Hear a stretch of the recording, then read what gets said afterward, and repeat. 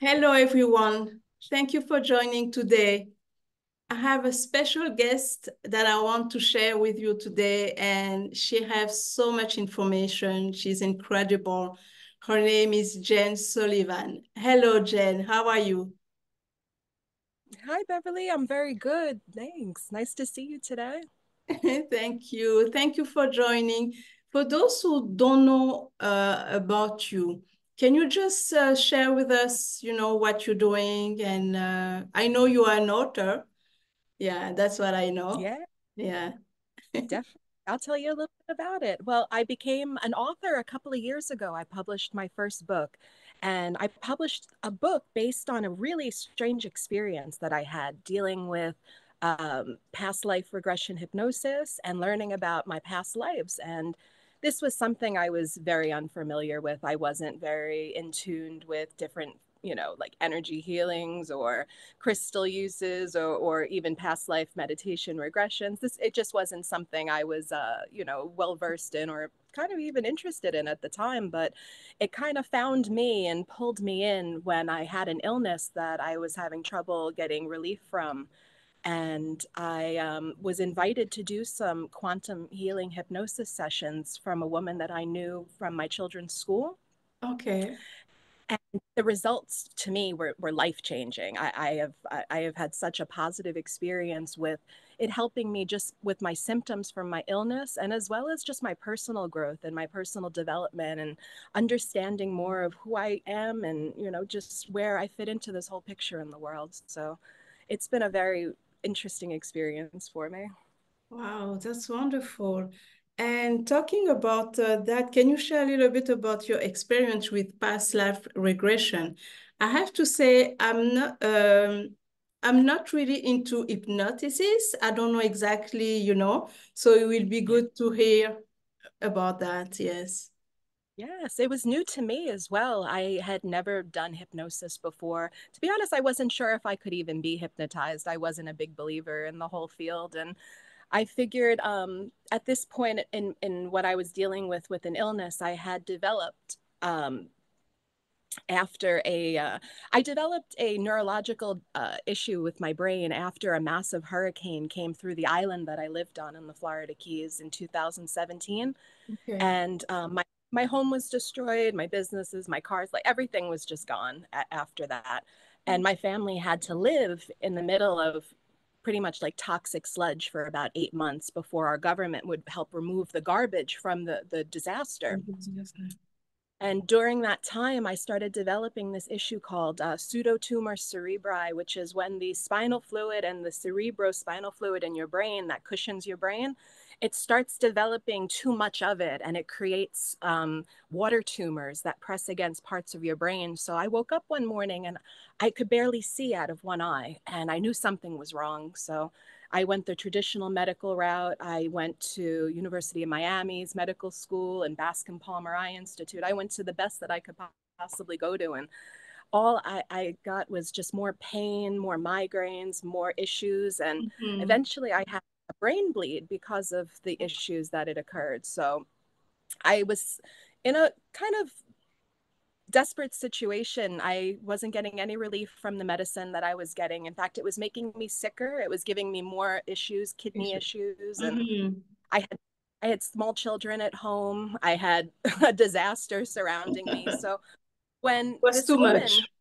yeah, it was too much. So Mhm. when this woman came to me and offered to me some hypnosis, she said it might be helpful for me for any medical issues I might be having. And I just thought, well, I have so much stress. I have this medical issue. It's free. She just wants Why to not? try it out. Why Uh-huh. not? Let's go and try it out. We'll see what happens. What's the worst that's going to happen? I get 2 hours of quiet from my children and I relax a little. It's not going to be the worst thing. Yeah. So I go and I do the hypnosis. And the first session that I do with her, I I get out of the hypnotic trance and I feel this pressure just removing, like slowly coming away from my eye. It was allowing me, and I could see again out of the eye. So I kept doing this for a long time with her. Mhm. And we did these sessions. And in my path, and what it does is it brings you to a part in your life or in your past lives that you kind of may have something going on that relates to your current life, what's going on in your life now. Okay. in the hypnosis session. So it brings you back, your subconscious will bring you to a place that you need to kind of look at, maybe something you don't want to look at or something you'd rather forget. And it kind of allows you to deal with it in a different way as like a viewer rather than a participant. Mm. So she took me on this amazing journey through my subconscious to a lifetime that I believe I lived maybe 50,000 years ago, before recorded history, when I believe we had a very different situation here on this planet, Okay. where it was, you know, a bit of a technologically advanced society, Wow. but Okay. it was also something that's kind of been lost to mankind. So in the sessions, we discussed lots of things. We talked about the places that I was taken to in this lifetime and the effects that it had on me, and why that may be carried over into this lifetime. And it was something I needed to address. And the more sessions we did, the bigger the story got and the more information we got. So like most people will do like maybe one hypnosis session, Yeah. you know, maybe two in their lifetimes. It's not a big deal. I Yeah. did dozens of them with her, because it was so, she said I was a very clear, I could tap into things clearer Easily. than most Okay. people. So Yeah, you were so open to it actually. open, yeah, very much so. Even though I wasn't even sure if I believed in hypnosis, I was just a very I was a good source for information. So we tried to get as much information about the lifetimes in these places that I believe people now call them Atlantis and Lemuria. But I talk about them in this lifetime where I experienced going to both of them. And I write all about them in my first book. And I've actually written, I'm on my third book right now. And I just keep writing about these past lives, because the more I put the information out there for people to read, the Mhm. more people come to me and write to me and they say, listen, I kind of remember that too. I have these weird memories of that. I dream of that. I've been dreaming of that my whole life. And it's like, it makes my skin tingle sometimes when I read them, because it's this, I feel like it's a connection that's reawakening after a long time of being put to sleep. And I think you're Wow. seeing that in society also. There's a lot of us who are starting to awaken to just a new way of living, a new way of moving forward, where Mm. the I past agree. isn't certain anymore. So I Yeah. kind of, you know, in that vein, I put my work out there to help and see if this is something that is also helpful and useful for other people, because Mhm. understanding it really did change my life in a Oh, very, very positive way. And I'm sure because I would love that. Yeah. Oh, go we ahead. we talk a lot. Well, I hear a lot about Atlantis. For the past few years, couple of years maybe. And it's strange the way you bring your books and talk about it. So maybe people needs to know about it. That's probably the reason you are there at this moment. I hope so. I hope that's what this is all about. You never can tell completely. I was very, I would say, more scientifically based in my thinking before all of this. I was a teacher. I have like two master's degrees from the University of London. I wasn't someone who you traditionally would think would follow this or would go out in this route, you know, Mm, to this path of self-discovery, but it was inevitable. I feel like at this point there were so many coincidences that happened in my life that brought me to that point, that when I look at it, I can't shake the feeling that it's bigger than me, that it's more than just one woman experiencing something. mhm. And I think life bring you to the place that when it's your mission, even if you, like you say, you are more scientific, you don't think about, those spiritual path, but the Mm. life itself will brings you to remember probably, what you need to do and force you a little bit, to look at it face to face. Truly. And I don't think I would have done that unless I became ill and had that experience with the hurricane, removing all the things from my life that I thought were important. Once I was stripped down to nothing and I realized that all I had was my health and myself, and I needed to have more control and more power over it. That was when the hypnosis became very powerful for me. I realized that our brains work in very specific ways with illness, and that there are many parts of our brains that we will psychosomatically cause our illnesses, or, you know, for other people, we cause very real illnesses. Oops. Yeah. So I started understanding more of the connection there, and also the role that stress plays in your illnesses, and just how you have to learn to create a different way of looking at yourself, a different way of feeling, in order to create a healthier sense of being and to promote that within your body. It's Hypnosis was like when your computer is frozen and you see the little swirling thing going, you know, Oh, nothing, and then you shut it down and you turn okay. it back on, and it's working again, and you're not stuck on those things. I felt like hypnosis allows you to just turn the switch off and turn it back on, and And suddenly you're in a different frame of mind. You can accept different perceptions, different realities. You can see beyond yourself and your own limited ideas and conditioning. So it works that way with illness too. I feel like it goes into the mind and it allows you to shut it off for a little bit and try okay. to get yourself back to a healthy, you know, place. But sometimes it wears off after a while and you go back to your old ways, and sometimes And you you got like being sick and it's comforting in weird ways. So, you know, it's the mind is a truly interesting battlefield to try and take charge of. But I think as we awaken and we grow in our understandings of ourselves, I Mm, think that will become powerful within people over the next generations. So hopefully it sets yeah, totally. a good understanding on how powerful we really are as individuals, and And just we can do so much and with, yeah, just with ourselves. incredibly, right? Like, Yeah. I think most of probably the last like 10,000 years has been about teaching people to kind of conform and to fit into society and to, you know, blend in and not be seen, and to not have those that specialness, or that use anything that's beyond, you know, traditional thinking. And we're finally starting to come around to the idea that we're more than that. And Yeah, I I'm agree. awakening to that as I write these books and as I understand my own possible past history in other lifetimes. It really does shake it awake for me to see that, you know, 50,000 years ago, we didn't live like this. We didn't rule each other like this. We had different ways of doing things, and it was powerful for us. And to have that taken away, it's been, you Yeah, know, it's been a hard deal change. for us. Yeah, definitely. And about the Atlantis and Lemuria, how do Yeah. you relate actually to those two, if I can say? Because Sure. No, I'll tell you. Yeah. how, yeah, Go ahead. no, how do you relate it? Because it was in the past life. How do you relate it in this current life now? How do you feel about it?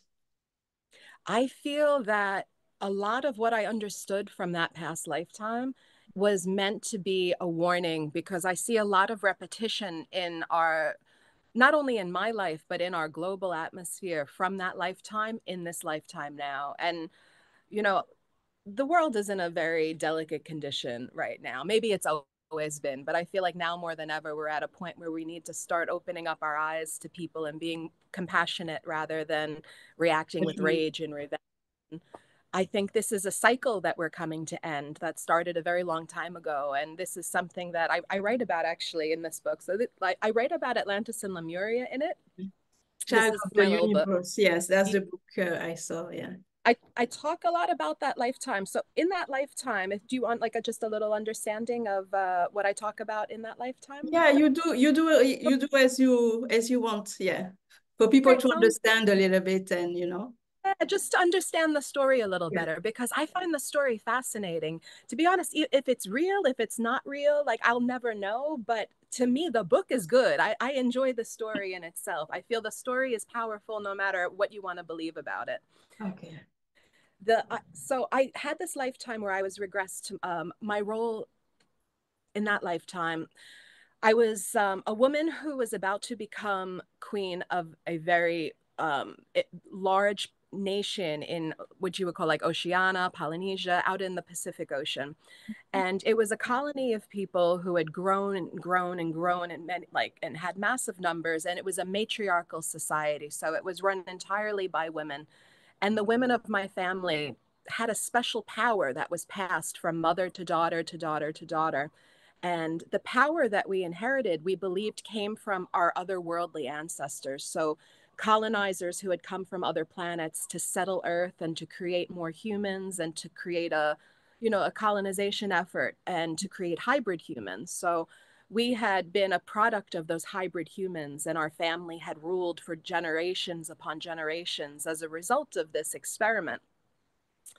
And we had this prophecy that one day there would be these people that would come, and we would have this reunification and things would be good for everybody.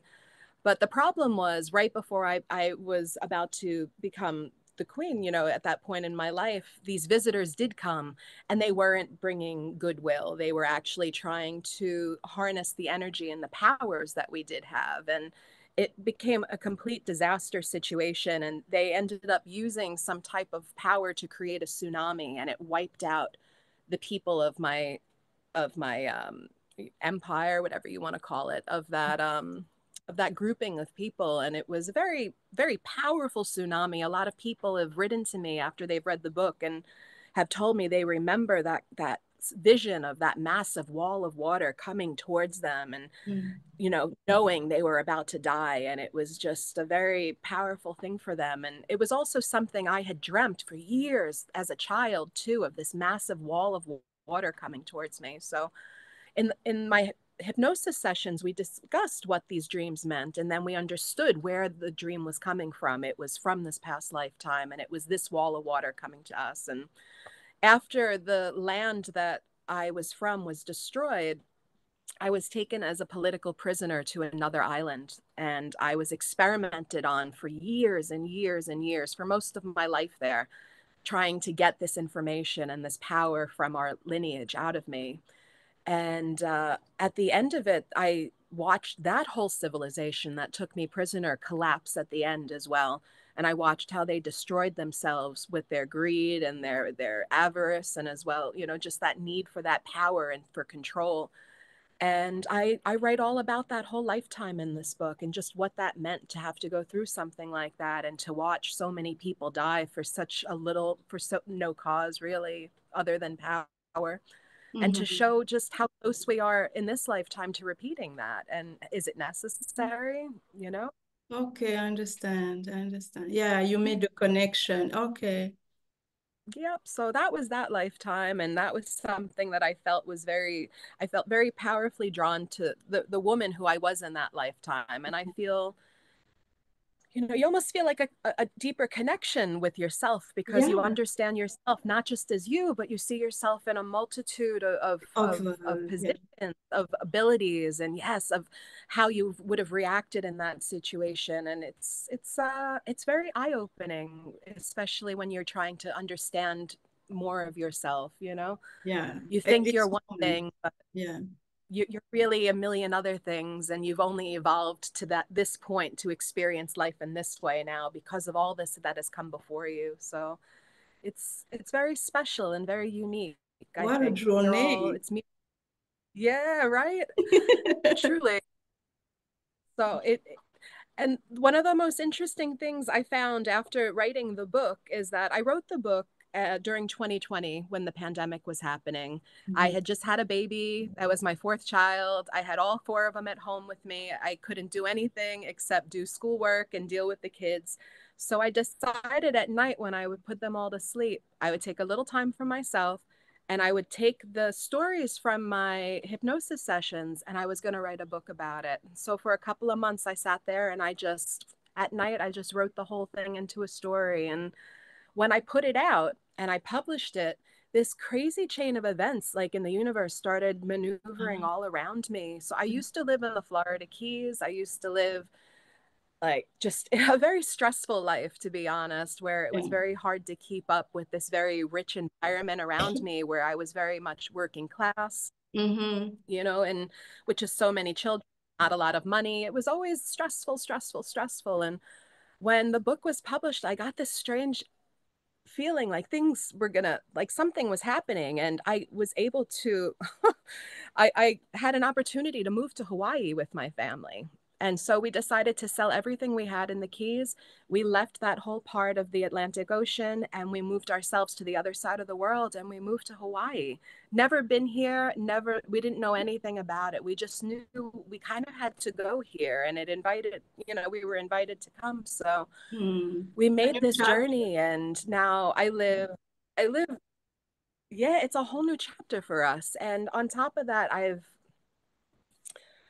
we've changed the way we live. We live like off grid. We live out in the middle of nowhere. We have to harness our electricity from the sun. We have to catch our rainwater if we want water.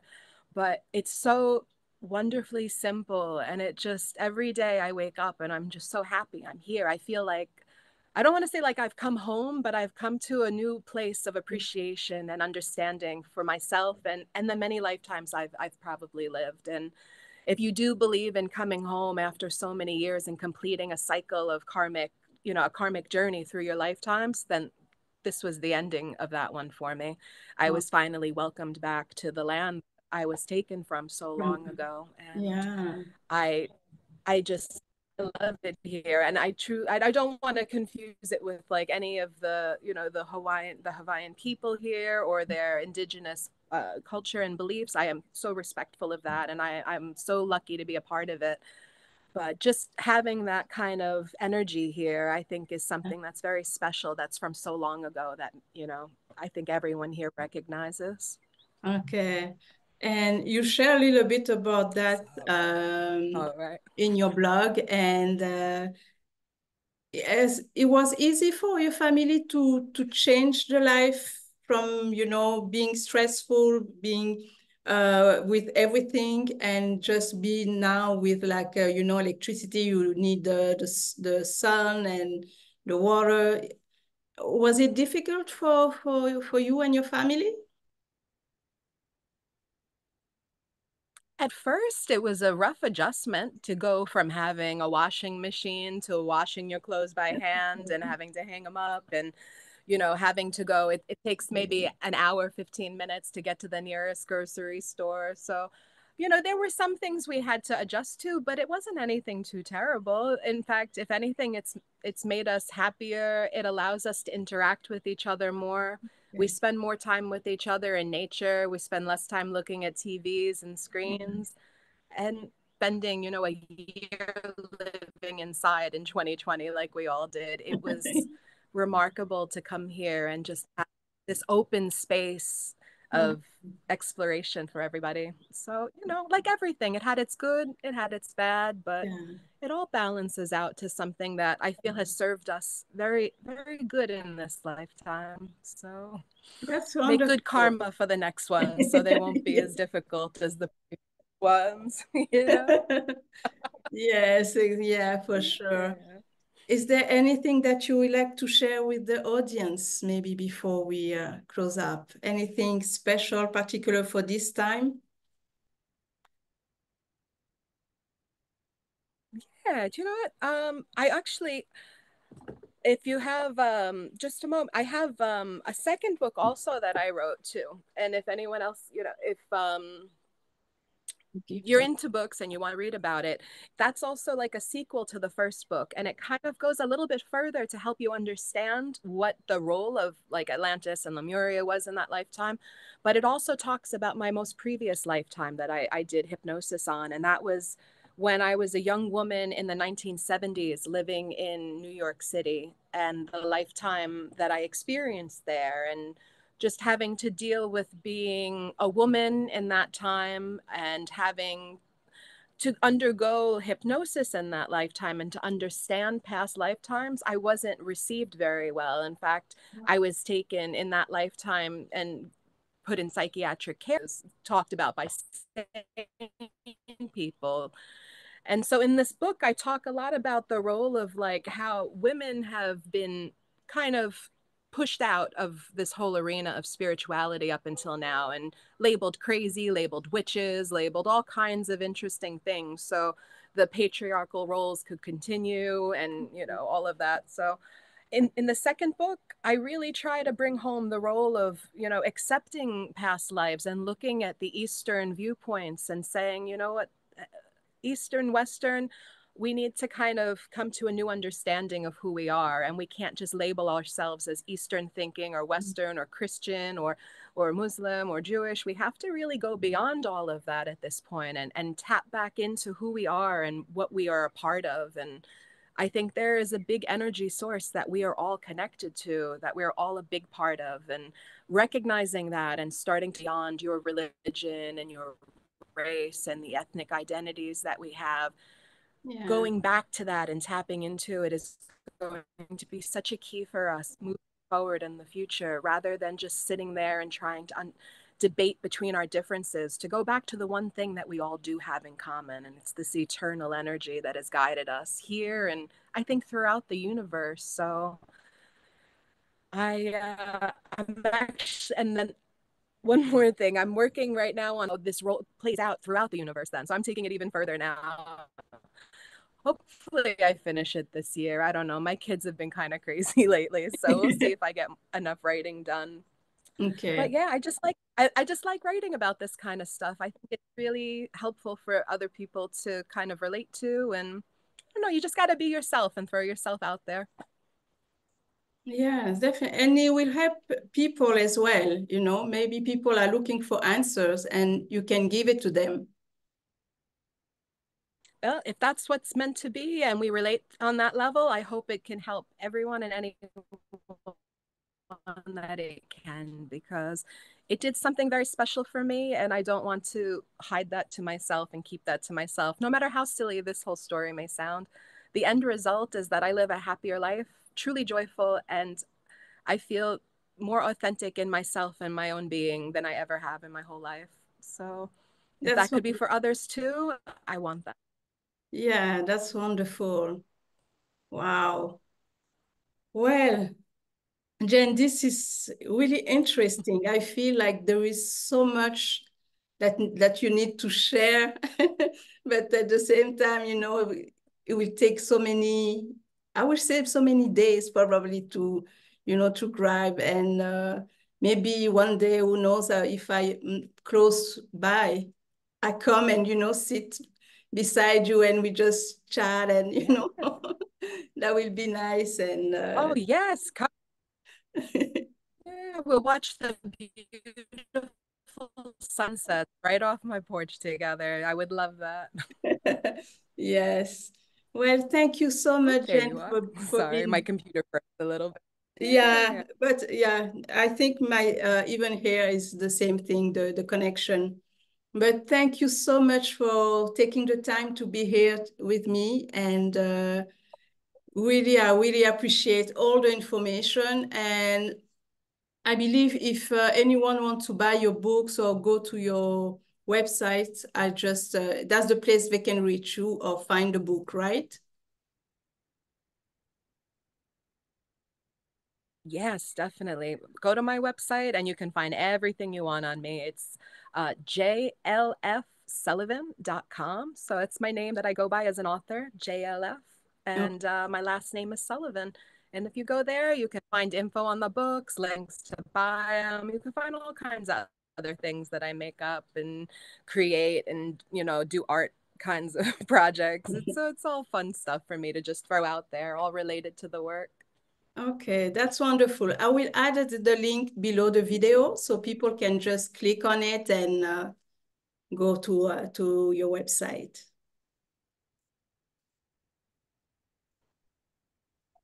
That Thank would you. be great. Make it as easy as possible, right? Exactly. Thank you so Thank you much. so much, Beverly. It was a pleasure talking to you. Yes, same Excellent. here, Jen. Thank you everyone for watching, and until next time, thank you.